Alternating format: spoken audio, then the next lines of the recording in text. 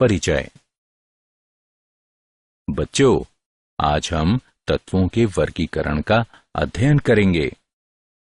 ठीक है sir. Sir, पर हम तत्वों का वर्गीकरण कैसे करेंगे? हम तत्वों का वर्गीकरण आवर्त सारणी की मदद से करेंगे। सर, आवर्त सारणी क्या होती है? बच्चों, आवर्त सारणी तत्वों की ऐसी व्यवस्था है जिसके कारण समान तत्व एक वर्ग में आते हैं और असमान तत्व अलग रखे जाते हैं। अच्छा, तो सर हम तत्वों का वर्गीकरण उनके गुणों के आधार पर करेंगे। हाँ, ठीक कहा तुमने। धन्यवाद सर। तो चलो आगे बढ़ते हैं। इस अध्याय में आप उन तत्वों का अध्ययन करेंगे जो अब तक मालूम किए गए हैं और उन्हें वर्गीकृत करेंगे। उद्देश्य।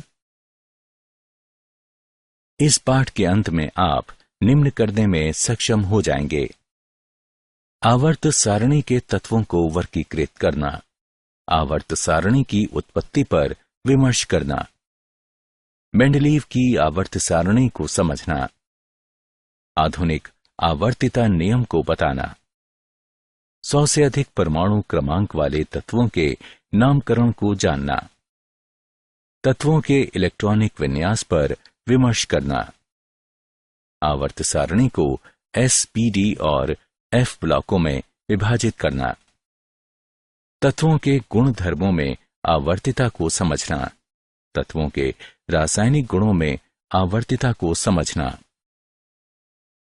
हमें तत्वों की वर्गीकरण की आवश्यकता क्यों है? 18वीं शताब्दी के पूर्व कुछ ही तत्वों के बारे में जानकारी थी। समय बीतने के साथ बड़ी संख्या में तत्वों की खोज कर ली गई। वर्तमान में हमें 114 तत्वों के बारे में जानकारी प्राप्त है। अब उन्हें वर्गीकृत करना जरूरी हो गया है। तत्वों के वर्गीकरण ने आवर्त सारणी के गठन की आवश्यकता को जन्म दिया। इस प्रकार आवर्त सारणी को एक ऐसी तालिका के रूप में परिभाषित किया जा सकता है जिसमें सभी प्राप्त तत्वों को उनके गुण धर्मों के अनुसार व्यवस्थित किया गया है, ताकि समान तत्व एक ही ऊर्ध्वाधर कॉलम में आ जाएं और असमान तत्व अलग रखे जा सकें। आवर्ती वर्गीकरण की उत्पत्ति। डॉबेराइनर ट्रिक। उन्होंने देखा कि कुछ समान तत्व 3 तत्वों के समूहों में उपस्थित हैं और उन्होंने इसे त्रिक का नाम दिया। इस त्रिक की दिलचस्प विशेषता ये थी कि प्रत्येक त्रिक के बीच वाले तत्व का परमाणु भार शेष दोनों तत्वों के परमाणु भार के औसत मान के लगभग बराबर था। उदाहरण के तौर पर लिथियम, सोडियम और पोटेशियम एक त्रिक का निर्माण करते हैं। सोडियम का परमाणु भार बराबर लिथियम का परमाणु भार प्लस पोटेशियम का परमाणु भार बराबर 7 जमा 39/2 बराबर 23। हालांकि त्रिक का यह नियम कुछ ही तत्वों पर लागू किया जा सका। अष्टक का नियम। जॉन अलेक्जेंडर न्यूलैंड ने तत्वों को उनके परमाणु भार के बढ़ते हुए क्रम में व्यवस्थित किया और पाया कि दिए गए किसी तत्व से प्रारंभ करने पर 8वें तत्व के गुण पहले तत्व के गुणों के समान थे। निम्नलिखित व्यवस्था अष्टक के नियम को दर्शाती है। अष्टक का यह नियम कैल्शियम के आगे के तत्वों पर लागू नहीं किया जा सकता, यहां तक कि आदर्श गैसों की खोज के साथ 8वां तत्व भी समान नहीं रह गया। मेंडलीव की आवर्त सारणी। मेंडलीव ने जो आवर्त सारणी दी उसके अनुसार तत्वों के गुणधर्म उनके परमाणु भारों के आवर्ती फलन होते हैं। मेंडलीव की आवर्त सारणी की उपयोगिता। 1.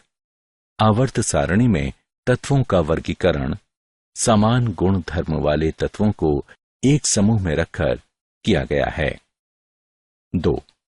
मेंडलीव ने अपनी आवर्त सारणी में कुछ रिक्त स्थान छोड़े थे जो भविष्य में नए तत्वों की खोज का संकेत देते थे।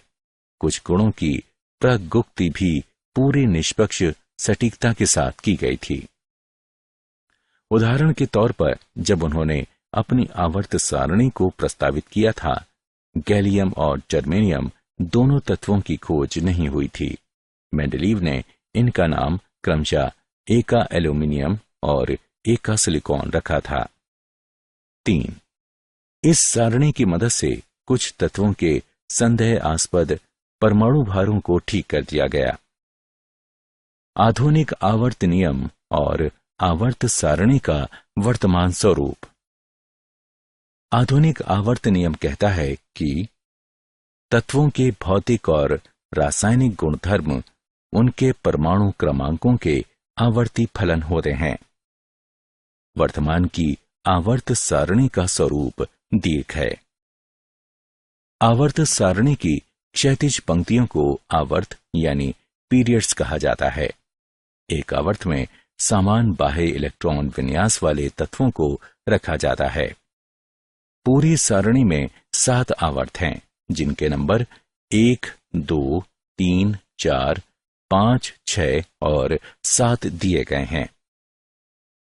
आवर्त 2 और 3 में से प्रत्येक में 8 तत्व रखे गए हैं। ये लघु आवर्त कहे जाते हैं। चौथे और 5वें आवर्तों में से प्रत्येक में 18 तत्व रखे गए हैं, जिन्हें दीर्घ आवर्त कहा जाता है। 6वें आवर्त में 32 तत्व हैं और इसे दीर्घतम आवर्त कहा जाता है। आवर्त सारणी का ऊर्ध्वाधर स्तंभ वर्ग कहलाता है। वे तत्व जो एक वर्ग से संबंधित होते हैं एक परिवार का गठन करते हैं। उदाहरण के तौर पर वर्ग 17 के तत्व हैलोजन परिवार का गठन करते हैं। इसी तरह वर्ग 16 के तत्व ऑक्सीजन परिवार का गठन करते हैं। 100 से अधिक परमाणु क्रमांक वाले तत्वों का नामकरण। IUPAC यानी international union of pure and applied chemistry के द्वारा ये निर्णय लिया गया कि तत्वों का एक व्यवस्थित नामकरण 0 और 1 से 9 तक की संख्याओं के लिए संख्यात्मक मूल का प्रयोग करते हुए सीधे तत्वों के परमाणु क्रमांकों के आधार पर किया जाएगा। परमाणु क्रमांकों के विभिन्न अंकों के लिए दिए गए नामों को क्रमशः एक साथ लिखकर अंत में ईएम लगा दिया जाए। उदाहरण 120 परमाणु क्रमांक वाले तत्व की खोज नहीं की गई है।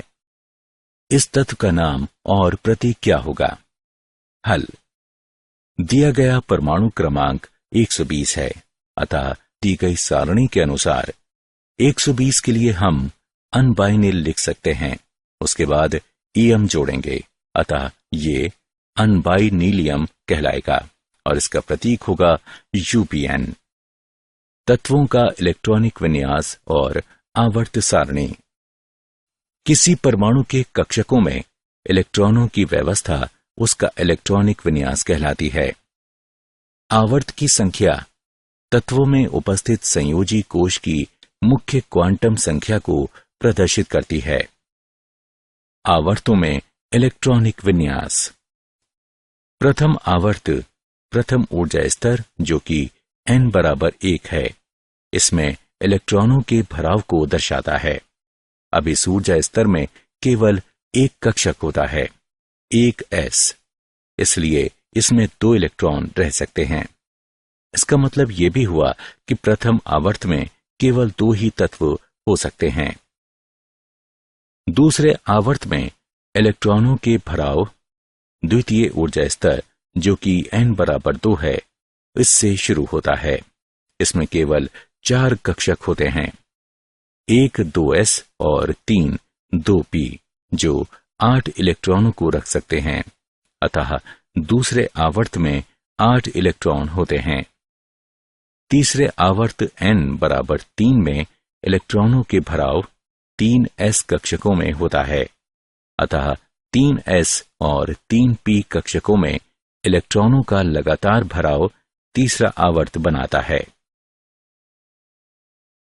चौथा आवर्त n बराबर 4, ये 4s कक्षकों में इलेक्ट्रॉनों के भराव से शुरू होता है। हालांकि 4s कक्षक के बाद और 4p कक्षकों के पहले 5 3d कक्षक भी भराव के लिए होते हैं। अतः पूरे 9 कक्षकों में 1 4s, 5 3d और 3 4p कक्षक भरने के लिए होते हैं। ये उल्लेखनीय है कि 3d कक्षकों में भराव स्कैंडियम यानी परमाणु क्रमांक बराबर 21 से शुरू होता है। स्कैंडियम परमाणु क्रमांक बराबर 21 से जिंक परमाणु क्रमांक बराबर 30 तक के तत्व 3d संक्रमण श्रेणी के तत्व कहलाते हैं। पांचवां आवर्त n बराबर 5s कक्षकों से शुरू होता है और चौथे आवर्त के ही समान होता है। 9 कक्षकों में से 1 5s, 5 4d और 3 5p कक्षक भरने के लिए होते हैं। अतः पांचवें आवर्त में भी 18 तत्व होते हैं। छठवां आवर्त 6s कक्षकों के भराव से शुरू होता है, जो कि n बराबर 6 है। इसमें 16 कक्षक हैं। 1 6 इलेक्ट्रॉनिक विन्यास और तत्वों के प्रकार s p d f block. आवर्त सारणी के दीर्घ स्वरूप को 4 मुख्य ब्लॉकों में बांटा जा सकता है। ये ब्लॉक हैं s p d f block. इस वर्गीकरण के 2 अपवाद हैं। पहला हीलियम है, जो कि s ब्लॉक के तत्वों से संबंध को दर्शाता है, परंतु इसे p ब्लॉक तत्वों के साथ रखा गया है क्योंकि इसका बाह्यतम कोश 1s2 यानी पूरा भरा हुआ है। दूसरा तत्व हाइड्रोजन है। इसमें केवल 1 इलेक्ट्रॉन होने की वजह से इसे s ब्लॉक में रखा जा सकता है और वर्ग 17 के तत्वों की तरह ये 1 इलेक्ट्रॉन प्राप्त भी कर सकता है। इसलिए इसे आवर्त सारणी में सबसे ऊपर रखा गया है। s ब्लॉक तत्व वे तत्व जिनमें अंतिम इलेक्ट्रॉन अपने बाह्यतम ऊर्जा स्तर के s उपकोश में प्रवेश करता है, s ब्लॉक तत्व कहलाते हैं। ये ब्लॉक आवर्त सारणी के सबसे बाईं तरफ स्थित है।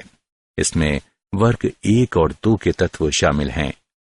इनके विन्यास सामान्य हैं, जहां n बाह्यतम कोश को प्रदर्शित करता है। वर्ग 1 के तत्व एल्कली धातु और वर्ग 2 के तत्व एल्केलाइन मृदा धातु कहलाते हैं। p ब्लॉक तत्व वे तत्व जिनमें अंतिम इलेक्ट्रॉन अपने बाह्यतम ऊर्जा स्तर के p उपकोश में प्रवेश करता है, p ब्लॉक तत्व कहलाते हैं। हीलियम को छोड़कर, जो कि एक अपवाद है, इनके विन्यास सामान्य हैं। वर्ग 18 में आदर्श गैसें शामिल हैं और इनका इलेक्ट्रॉनिक विन्यास है। वर्ग 17 के तत्व हेलोजन कहलाते हैं और वर्ग 16 के तत्व चालकोजेन कहलाते हैं। ये तत्व स्थायी विन्यास पाने के लिए आसानी से 1 इलेक्ट्रॉन ग्रहण करते हैं। डी ब्लॉक तत्व यानी संक्रमण तत्व। डी ब्लॉक तत्व वे तत्व हैं जिनके इलेक्ट्रॉनिक विन्यास में डी कक्षक आंशिक रूप से भरा जाता है। इसका सामान्य विन्यास है। डी ब्लॉक तत्वों की सामान्य विशेषताएं निम्नलिखित हैं। ये रंगीन सम्मिश्र का निर्माण करते हैं। इनमें से अधिकांश अनुचुंबकीयता प्रदर्शित करते हैं। इनमें से अधिकांश में उत्प्रेरक के गुण होते हैं। ये युग्म का निर्माण करते हैं। उदाहरण के तौर पर धातु, अधातु और उपधातु। धातुएं ठोस यानी मजबूत होती हैं। धातुएं आघातवर्त्य और तन्य होती हैं। धातुओं के गलनांक और क्वथनांक उच्च होते हैं।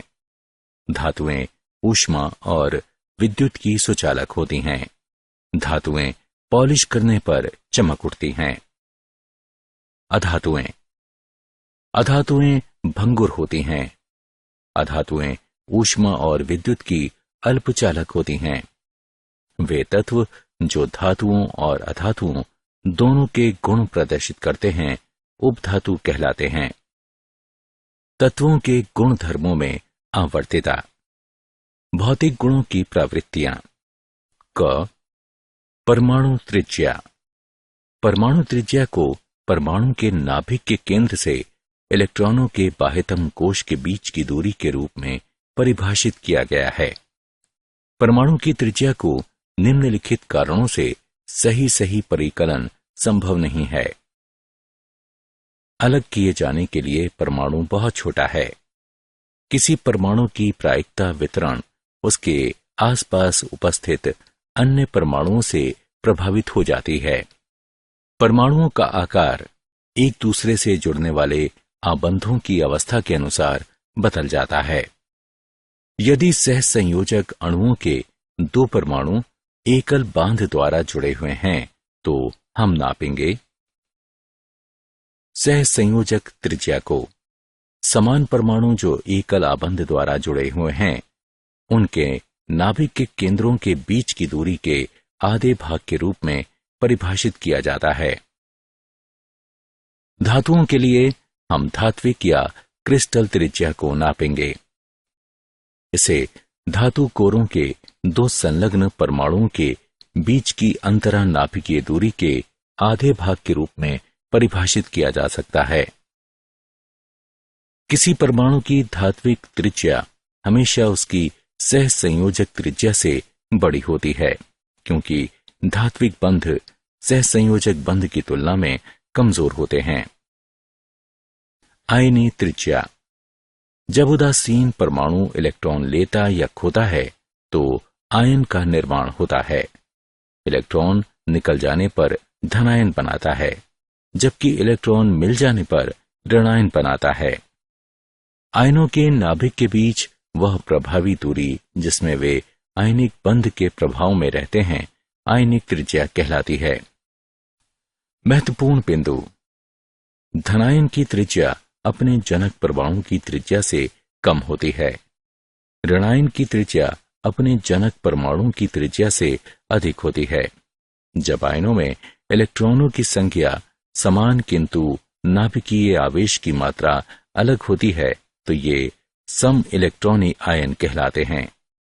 इन आयनों का आकार नीचे दिए गए क्रमशः है। आयनन, एंथैल्पी। विलगित गैसीय परमाणु से बाह्यतम इलेक्ट्रॉन को बाहर निकालने में जो ऊर्जा लगती है उसे तत्व की आयनन एंथैल्पी कहते हैं। यदि हम किसी गैसीय परमाणु A को आयनन ऊर्जा प्रदान करते हैं तो ये एक इलेक्ट्रॉन को बाहर निकालता है। उत्तरोत्तर आयनन ऊर्जा।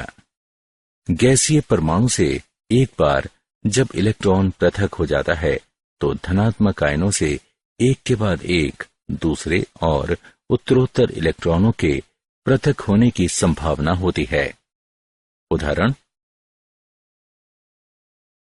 तत्वों की गैसीय अवस्था के यूनिपॉजिटिव, डाइपॉजिटिव, ट्राइपॉजिटिव आयनों से सर्वाधिक शिथिलता से बंधे इलेक्ट्रॉनों को पृथक करने के लिए आवश्यक ऊर्जा को क्रमशः द्वितीय, तृतीय, चतुर्थ आयनन ऊर्जा कहा जाता है। ये उल्लेखनीय है कि आयनन ऊर्जा 3 का मान आयनन ऊर्जा 2 के मान से और आयनन ऊर्जा 2 का मान आयनन ऊर्जा 1 के मान से अधिक होता है। आयनन ऊर्जा निम्नलिखित कारकों पर निर्भर करती है। 1. परमाणु का आकार। जैसे ही परमाणु का आकार बढ़ता है बाह्यतम इलेक्ट्रॉनों पर नाभिक की पकड़ ढीली पड़ जाती है और उन इलेक्ट्रॉनों को पृथक करना और आसान हो जाता है। इस तरह आयनन ऊर्जा परमाणु के आकार में वृद्धि के साथ घट जाती है। 2. नाभिकीय आवेश की मात्रा। नाभिकीय आवेश की मात्रा बढ़ने के साथ इलेक्ट्रॉन का पृथक्करण कठिन हो जाता है, अतः आयनन ऊर्जा बढ़ती है। 3. आवरण प्रभाव। बहु इलेक्ट्रॉन वाले परमाणुओं में जो इलेक्ट्रॉन बाह्यतम कोश में स्थित होते हैं वे क्रोडीय इलेक्ट्रॉनों की प्रतिकारक अन्योन्य क्रिया के कारण पूरे नाभिकीय आवेश को अनुभव नहीं करते हैं। अतः संयोजी इलेक्ट्रॉन नाभिक से आंतरिक इलेक्ट्रॉनों के द्वारा परिरक्षित या आवृत हो जाते हैं।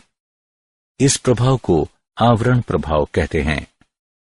आंतरिक इलेक्ट्रॉनों की संख्या में वृद्धि के साथ आयनन ऊर्जा में कमी आती जाती है। 4. इलेक्ट्रॉनिक विन्यास। जिस परमाणु का विन्यास ज्यादा स्थायी होता है उसमें इलेक्ट्रॉन खोने की प्रवृत्ति कम होती है, जिसके परिणाम स्वरूप उसकी आयनन ऊर्जा का मान उच्च होता है। इलेक्ट्रॉन लब्ध एंथैल्पी। इलेक्ट्रॉन लब्ध एंथैल्पी को एक परमाणु या अणु की ऋणायन बनाने की योग्यता के रूप में परिभाषित किया जाता है, जो कि परमाणु या अणु द्वारा एक इलेक्ट्रॉन ग्रहण किए जाने पर निर्मुक्त की गई ऊर्जा के रूप में व्यक्त की जाती है। इस प्रक्रम को निम्नलिखित तरीके से व्यक्त किया जा सकता है। प्रक्रम को ऊष्माक्षेपी या ऊष्माक्षोषी हो सकता है। इलेक्ट्रॉन लब्ध एंथैल्पी को प्रभावित करने वाले कारक। नाभिकीय आवेश। अधिक नाभिकीय आवेश की मात्रा अधिक तेजी से आने वाले इलेक्ट्रॉनों को आकर्षित करेगी और इलेक्ट्रॉन लब्ध एंथैल्पी का ऋणात्मक मान अत्यधिक होगा। परमाणु का आकार। यदि परमाणु का आकार बड़ा है तो नाभिक और अतिरिक्त इलेक्ट्रॉन के बीच की दूरी अधिक होगी और इलेक्ट्रॉन लब्ध एंथैल्पी का ऋणात्मक मान कम होगा। इलेक्ट्रॉन विन्यास। यदि परमाणु का विन्यास स्थायी होता है तो उसमें इलेक्ट्रॉन ग्रहण करने की प्रवृत्ति कम होती है, जिसके परिणाम स्वरूप उसकी इलेक्ट्रॉन लब्ध एंथैल्पी का मान अत्यधिक धनात्मक होगा। विद्युत ऋणात्मकता। सहसंयोजक आबंध के इलेक्ट्रॉन युग्म को अपनी ओर आकर्षित करने की योग्यता की माप विद्युत ऋणात्मकता कहलाती है। वे कारक जिन पर विद्युत ऋणात्मकता निर्भर करती है वे हैं प्रभावी नाभिकीय आवेश और परमाणु त्रिज्या। अधिक नाभिकीय आवेश अधिक विद्युत ऋणात्मकता, छोटी परमाणु त्रिज्या अधिक विद्युत ऋणात्मकता। सबसे अधिक विद्युत ऋणात्मक तत्व फ्लोरीन है। रासायनिक गुणधर्मों में आवर्त प्रवृत्ति। संयोजकता में आवर्तिता या ऑक्सीकरण अवस्थाएं। किसी तत्व की संयोजकता उसके बाह्यतम कोश में उपस्थित इलेक्ट्रॉनों की संख्या होती है। संयोजकता इलेक्ट्रॉनों की संख्या आवर्तों में आगे बढ़ने पर 1 से 8 तक बढ़ती जाती है। हाइड्रोजन के सापेक्ष तत्वों की संयोजकता वर्गों में नीचे जाते हुए संयोजकता इलेक्ट्रॉनों की संख्या समान रहती है। अतः एक वर्ग के सभी तत्व समान संयोजकता प्रदर्शित करते हैं। द्वितीय आवर्त के तत्वों के गुणधर्मों में असंगतता। द्वितीय आवर्त के तत्व ऐसे कई गुण प्रदर्शित करते हैं जो उनके समूह के नहीं हैं। उदाहरण, बेरिलियम और लिथियम के यौगिक सहसंयोजक बंध बनाते हैं। ये गुण एस ब्लॉक के अन्य तत्वों में नहीं पाया जाता। नाइट्रोजन और ऑक्सीजन द्विपरमाणुवीय अणु बनाते हैं, जबकि उनके समूह के अन्य सदस्य बहुपरमाणुवीय अणु बनाते हैं। विकर्ण संबंध। लिथियम, बेरिलियम और बोरोन की विद्युत ऋणात्मकता विकर्ण संबंधों को दिशा देती है। लिथियम आश्चर्यजनक ढंग से मैग्नीशियम से, बेरिलियम एल्यूमिनियम से और बोरोन सिलिकॉन से समानता रखता है। विद्युत ऋणात्मकता आवर्तों में दाएं से बाईं ओर जाने पर बढ़ती है। आवर्त प्रवृत्ति और रासायनिक क्रियाशीलता। एल्कली धातुओं के बीच रासायनिक क्रियाशीलता एक इलेक्ट्रॉन खोकर और धनायन के निर्माण से होती है, जबकि हैलोजन एक इलेक्ट्रॉन प्राप्त कर ऋणायन के निर्माण द्वारा रासायनिक क्रियाशीलता प्रदर्शित करते हैं। रासायनिक क्रियाशीलता आवर्त सारणी के केंद्र में सबसे कम होती है। मूल्यांकन। आगे बढ़ने से पहले आइए देखें कि आपने कितना सीखा। सही विकल्प को उठाकर उसके संगत स्थान पर रखें। क्या आप जानते हैं, मई 31 सन 2012 को IUPAC, the international union of pure and applied chemistry ने फ्लेरोवियम और लिवरमोरियम को आवर्त सारणी में जोड़ने के लिए मंजूरी दी थी। सारांश। आइए हमने जो कुछ सीखा है उसे संक्षेप में दोहराएं। वर्तमान में 114 तत्व ज्ञात हैं। डॉबेराइनर ने देखा कि कुछ तत्व 3 के समूह में मौजूद हैं, जिनको उन्होंने त्रिक का नाम दिया। जॉन अलेक्जेंडर न्यूलैंड ने तत्वों को उनके परमाणु भार के बढ़ते हुए क्रम में व्यवस्थित किया और पाया कि किसी भी तत्व से प्रारंभ करने पर 8वें तत्व के गुण पहले तत्व के गुणों के समान थे। मेंडलीव ने एक आवर्ती नियम दिया। नियम कहता है, तत्वों के गुणधर्म उनके परमाणु भारों के आवर्ती फलन होते हैं। आवर्त सारणी की वर्तमान स्वरूप दीर्घ है। IUPAC ने 100 से अधिक परमाणु क्रमांकों वाले तत्वों के लिए एक व्यवस्थित नामकरण पद्धति दी। किसी परमाणु के कक्षांकों में इलेक्ट्रॉनों की व्यवस्था को इलेक्ट्रॉन विन्यास कहा जाता है। आवर्त सारणी को 4 ब्लॉकों S, P, D और F में वर्गीकृत किया गया है। किसी तत्व की संयोजकता उसके बाह्यतम कोश में उपस्थित इलेक्ट्रॉनों की संख्या होती है। द्वितीय आवर्त के तत्व ऐसे कई गुण प्रदर्शित करते हैं जो उनके समूह के नहीं हैं। द्वितीय आवर्त के तत्वों का ये गुण असंगत गुणधर्म कहलाता है। लिथियम, बेरिलियम और बोरोन की विद्युत ऋणात्मकता विकर्ण संबंधों का नेतृत्व करती है।